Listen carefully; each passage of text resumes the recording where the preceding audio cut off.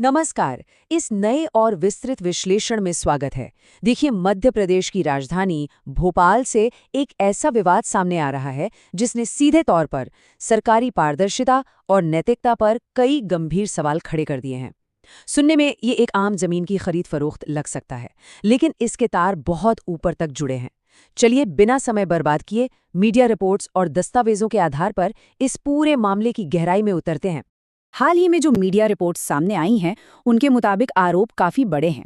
आरोप ये है कि देश के कुछ बेहद शीर्ष पदों पर बैठे आईएएस और आईपीएस अधिकारियों ने एक बहुत बड़े इंफ्रास्ट्रक्चर प्रोजेक्ट के पास होने से ठीक पहले भारी मात्रा में जमीन खरीद ली और फिर अचानक से उस जमीन की कीमत आसमान छूने लगी।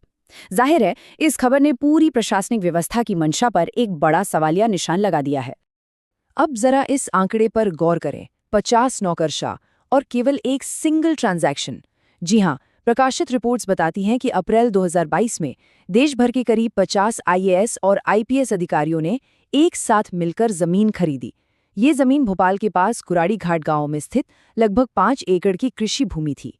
लेकिन यहाँ जो बात सबसे ज्यादा चौंकाती है वो ये कि इतनी बड़ी खरीद सिर्फ एक ही रजिस्ट्री लेन देन के जरिए की गई। अचल संपत्ति रिटर्न में इसे बाकायदा समान विचारधारा वाले अधिकारियों की संपत्ति बताया गया है। अब कहानी में एक बड़ा मोड़ आता है। इस सामूहिक खरीद के ठीक 16 महीने बाद अगस्त 2023 में मध्य प्रदेश कैबिनेट ने 3,200 करोड़ रुपए के एक विशाल वेस्टर्न बाईपास प्रोजेक्ट को अपनी मंजूरी दे दी। और दिलचस्प बात यह है कि ये बाईपास कहां से गुजर रहा है। रिपोर्ट साफ तौर पर बताती हैं कि ये प्रस्तावित बाईपास इन अधिकारियों द्वारा खरीदी गई उस जमीन से महज 500 मीटर की दूरी से होकर गुजरने वाला है। इस पूरी टाइमलाइन को अगर बिल्कुल ऑब्जेक्टिव तरीके से देखा जाए तो कुछ इस तरह की तस्वीर बनती है। सबसे पहले अप्रैल 2022 में यह जमीन कृषि दरों पर खरीदी गई। फिर अगस्त 2023 में 3200 करोड़ रुपए का वो बड़ा वेस्टर्न बाईपास मंजूर हो गया। और उसके बाद बाईपास की मंजूरी के महज 10 महीने के भीतर यानी जून 2024 में इस जमीन का लैंड यूज आधिकारिक तौर पर कृषि से बदलकर रिहायशी कर दिया गया। सरकारी फैसलों के इस एक के बाद एक हुए क्रम का नतीजा ये हुआ कि जमीन की कीमत में एक अविश्वसनीय उछाल आ गया। ध्यान देने वाली बात यह है कि जिस जमीन का मूल्य एक सिंगल ट्रांजैक्शन में 5.5 करोड़ रुपए रजिस्टर किया गया था, वो लगभग 11 गुना बढ़कर आज अनुमानित 60 करोड़ रुपए की हो गई है।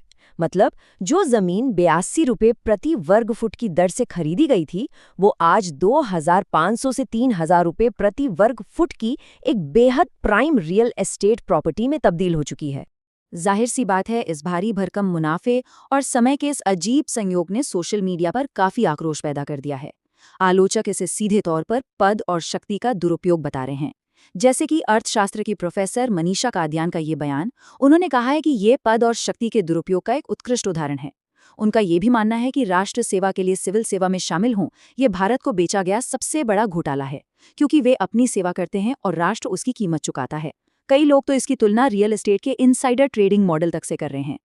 हालांकि यहाँ ये स्पष्ट करना जरूरी है कि अब तक किसी अदालत ने किसी को दोषी नहीं ठहराया है।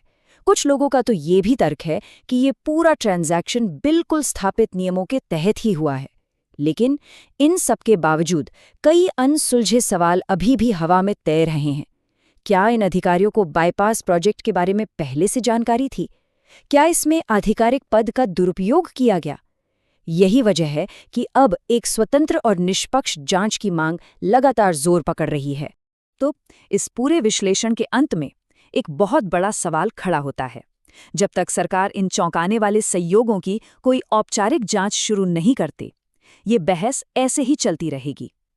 क्या ये सिर्फ एक बेहद समझदारी भरा सामान्य निवेश था, या फिर ये सार्वजनिक पद और अंदरूनी जानकारी का एक स्पष्ट दुरुपयोग है? सारे तथ्य और आंकड़े सामने हैं, जो गहराई से सोचने पर मजबूर कर देते हैं।